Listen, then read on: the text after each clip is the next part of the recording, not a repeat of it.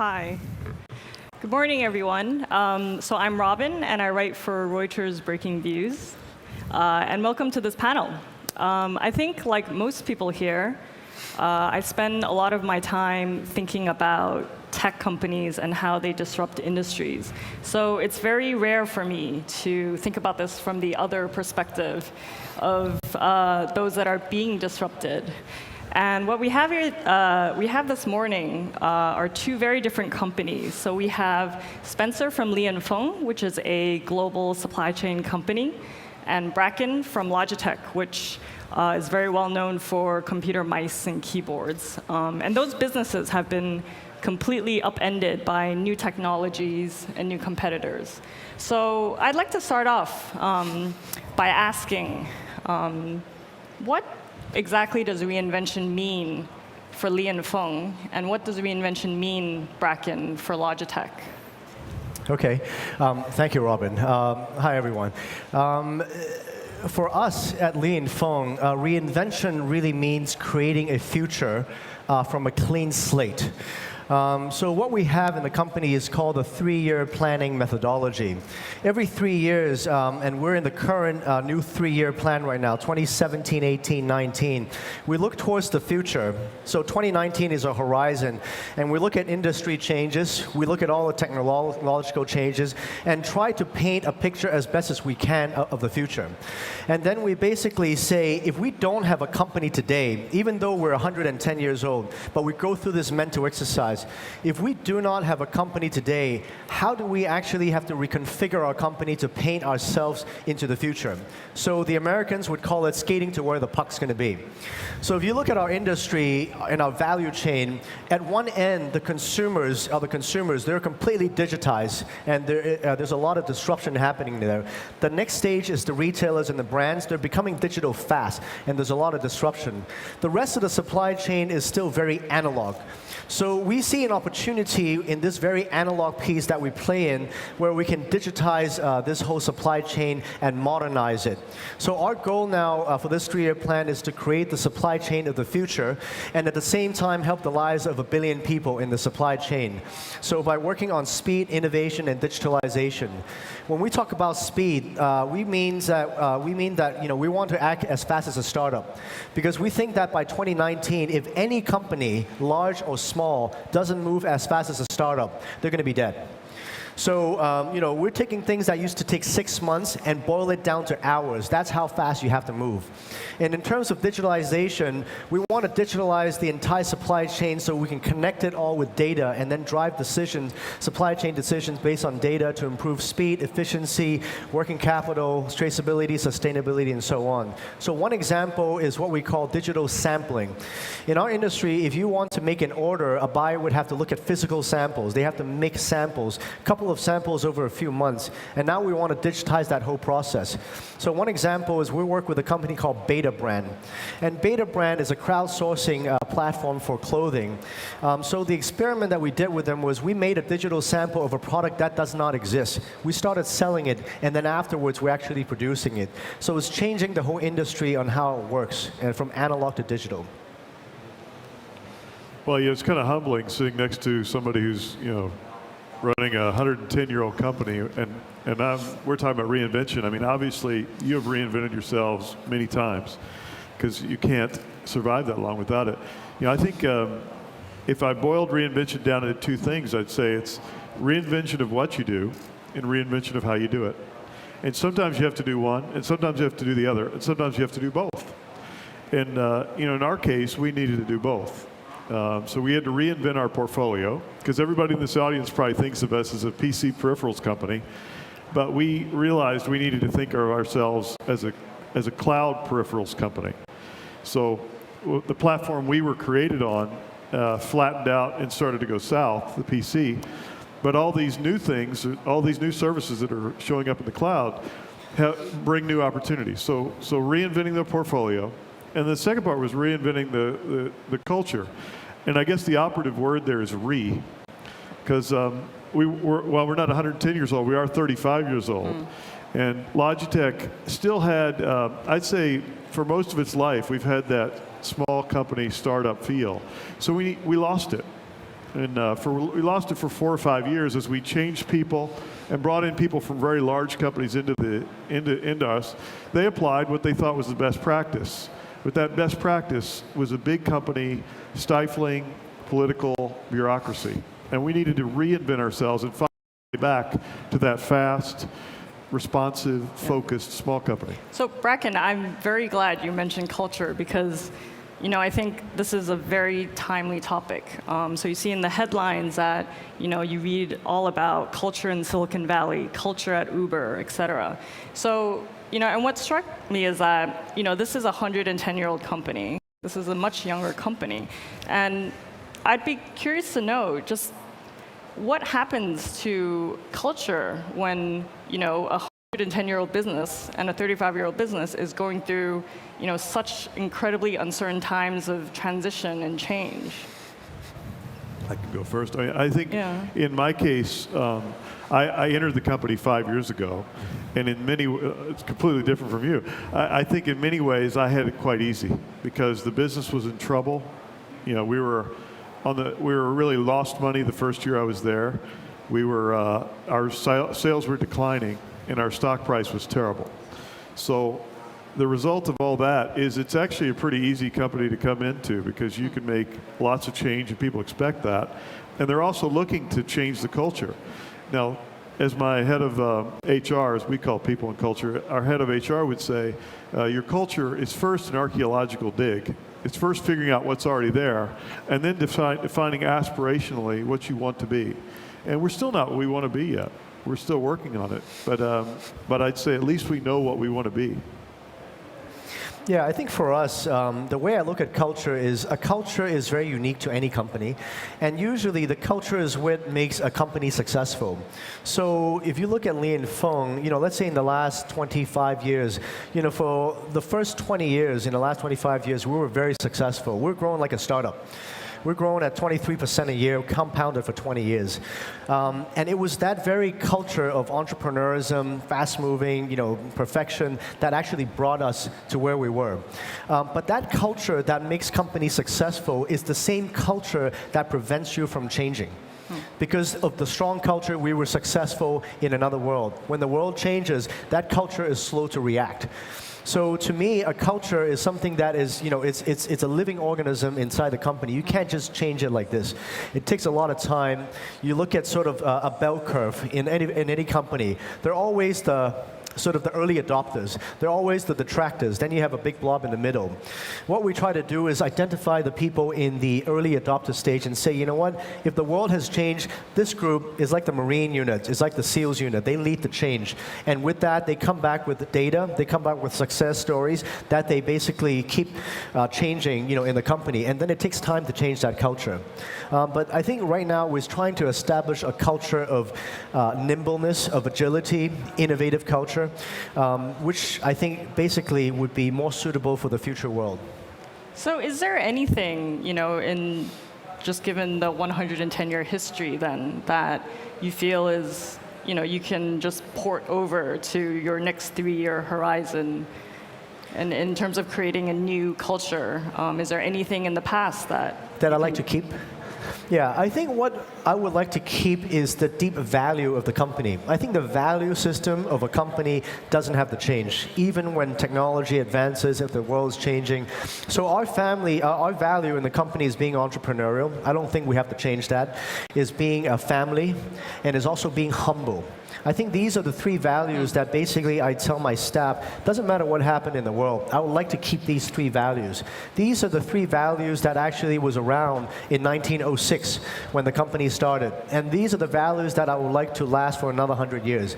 But what we do as a business has to transform. The culture has to transform. We're an MNC that's dispersed over 40 different countries. So we have different cultures in the company that can morph. But the value system is something that we want to keep forever. So let's talk about another set of challenges, which are the external challenges. What has been the biggest challenge from out? Is it a competitor? Is it identifying a new trend? Is it?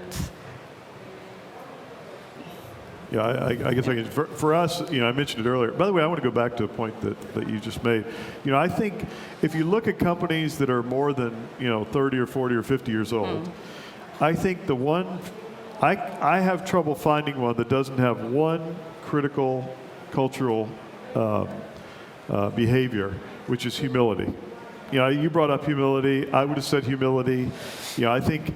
And the reason why I think humility ends up being such an important aspect of culture is because if you're going to survive, you have to realize that you're making a tremendous number of mistakes all the time, and you're constantly trying to repair those and then learn from them. And so humility ends up being the factor that gets. The opposite of humility is hubris, which is overconfidence. And so a lot of companies that end up getting in trouble and not getting out of it have hubris as a factor. Now, to answer your question, for us is really simple, and I'll be short. We were built on the back of the PC. We surrounded the PC with products. The PC was growing. So you said 23% for 20 years, which is amazing. We grew a double-digit top line and bottom line for 10 consecutive years, kind of the midpoint of our life. But the PC was growing. We were adding products around the PC. The music stopped when the PC stopped growing, and then there was nothing else to add around the PC. So we had to get into new things, and we started trying to do things that didn't work. So that was the big factor for us. It wasn't competition. It wasn't some technological change. Yeah, I think for me, the biggest really issue I have now is mindset. It's both the mindset of myself, our own company, and the entire industry. We are in an industry where apparel is the biggest portion of our business, and the apparel industry all along the supply chain, from the cotton fields to the factories to everyone, all the way to the retailers, hasn't really changed in about a few decades. So the mindset is my biggest sort of issue. When I think about the problem that we're trying to attack now, is not trying to get from a traditional industry to a new economy industry. I can read about it, I can learn about it. This is actually something that I think it's a little bit easier to change than the mindset.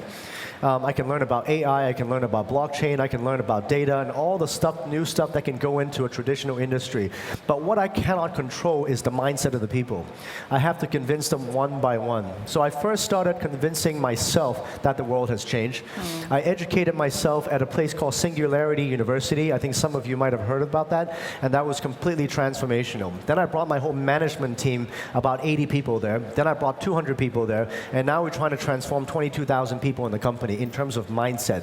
The next stage is transforming our customers and our suppliers. These are the players along the entire value chain, with the same mindset that we used to have. So I think changing the mindset of the entire industry is the biggest challenge I have today. What is the biggest thing that's holding people back then? Well, in terms of mindset, I think we're all like a creature of habits. Human beings, have evolved for millions of years not wanting change. Right? For the most part, for millions of years, we lived in the same village. We never venture out in the same time zone. Once every 3 months, we may go to the next village to see a friend, and that's it. Right? We're conditioned to do the same thing every day for our entire lives. So in an era where changes are happening on a daily basis, and business models are being disrupted on a yearly basis, that change is actually, to actually go through those changes is very uncomfortable. So to really get people to change and change their mindset, that's really the most difficult thing. They see it, they hear it, but they don't want to do it, right? So how do you get people to do it? That's the biggest challenge. So what is the point when you view your task of reinvention and transitioning the business as finished, or is it ever finished? I could probably jump in on that. I'd say it's never finished. This is like the cliche answer, but I mean, I think if you went back and asked any of my predecessors at any point in time, they would all say, "I need to reinvent this company." And so now I think everybody in this room would probably agree that things just get faster and faster and faster, and change keeps accelerating. And so it's the difference between my predecessor's task and our task, or your task, is that the reinvention cycle's just shrinking. So I think you can't afford to think of your company as a steady state ever. So you're constantly in reinvention. That's the reason why the most important thing we're doing with our company is centering it around design. Because design is about continuously changing. The biggest problem with design under its definition today is this is so well done, this is verging on perfection. This is the best outcome of design you can have, and it is something we should all shoot for. The problem is that design and redesign, when it comes to a company and a culture and a meeting and a budgeting process and an on-stage execution, will never be that perfect, but can always be improved and always be rethought. And that's what design and design thinking is all about. So that's really the focus for our company, to try to set ourselves up for a continuous reinvention through design. Yeah, I completely agree with Bracken. I think reinvention in today's world, and especially in the future world, will never stop. You have to create organizations that can constantly renew itself and never rest on the laurels and be hubris and be stuck to any model. Even the fastest and most innovative companies today that we see have to reinvent themselves. You know, if you guys have heard of Clay Christensen and the disruptive innovation, you know, in the old days, you used to have the incumbents competing in one field. Then you have the disruptors, right? So the disruptors come once every, I don't know, a few years, 5, 10 years, and that's it. Now what we're seeing now is you have the incumbents, you have the disruptors, but then you have several layers of disruptors. So there are people trying to eat your lunch many levels down. So if you're in the incumbent and you try to reinvent it yourself once and compete with the disruptors, think again, because there's another few layers trying to eat your lunch. So you basically have to constantly reinvent yourself, and you have to create a company that is nimble and fast, that can react to changes very quickly. I love this topic because, you know, I think, you know, you're looking at two guys sitting on a couch who are sitting ducks. We are absolutely, anybody in here can beat us at any single thing we do. And I hope you know it. I think you do. I do too. So we know we are vulnerable. Every large company, and we're not that large, but every large company is easy. I mean, you could get 5 people in this room to do anything that I do today, and within 3 months, you could come up with a better product than we have. And within 6 months, you could have it in market. And the only difference between you and us is that we probably have scale in a couple of areas you don't. So that does nothing but protect us. And unfortunately, it falsely gives us comfort. And so we have to completely destroy what we think about our companies. Because if we don't, you are going to eat our lunch one bite at a time. You're going to eat us each one bite at a time. It's just the way the world works now. And yeah, I think large companies generally do view this. You know, I think if you talk to other people in our chairs, they'll all say, what's the biggest threat you have? Your own success, your own size. So we have about 6 minutes left, and I'd like to sort of conclude with a very simple role-playing exercise. Uh-oh. So pretend I am a fresh university graduate. And both of you now have about 5 minutes to convince me why I should work for Li&Fung, why I should work for Logitech, and not for Facebook or Alibaba. I'm going to go first? Okay. Okay. So you can, look, first of all, I'd encourage you, if you can, go to work for Alibaba or Li&Fung, or go to work for really Apple or Google or Amazon or Facebook. It's a great place to learn. They're amazing companies. Or go do a startup, because they're amazing and fun and responsive and quick. Now, Logitech sits in the middle of those two. And if you're a strategic consultant in the audience, you'll say, you guys are doomed, so don't go to work there. But I'll tell you why we're not. Because what we are is we're a place where we go into categories that are smallish, where for the big companies they're not very interesting. For the small companies they're quite interesting, but they don't have our route to market or our supply chain advantage. So what we're doing is we're creating a whole series of startups like you inside our company. So today it's 22, tomorrow it'll be 30, one day it'll be 50. So you can experience what you experience with a startup, with the focus, the flexibility, the agility, but with a couple of big differences. One is, if it doesn't work, and most of your startups won't work, I'm sorry to say, we'll give you a bonus and we'll move you on to a new project. And the second one is you'll have the advantage of our supply chain, which is the biggest challenge you've got. You'll be able to take your product, your experience, whatever it is you're creating, and bring it to market with us instead of having to do it by yourself. So I would encourage you to go to work for either a startup or for one of the big companies. They're amazing, but we're an awfully good place to come second. Okay, for us, I want to draw back my experience in the late 90s when I was in Silicon Valley in a startup. At that time, we had a few people, we had very little money, we raised our first round, and we were trying to convince people from large companies with very comfortable jobs and people at very prestigious business schools like HBS that Bracken went to, and convince them to leave the school to join us.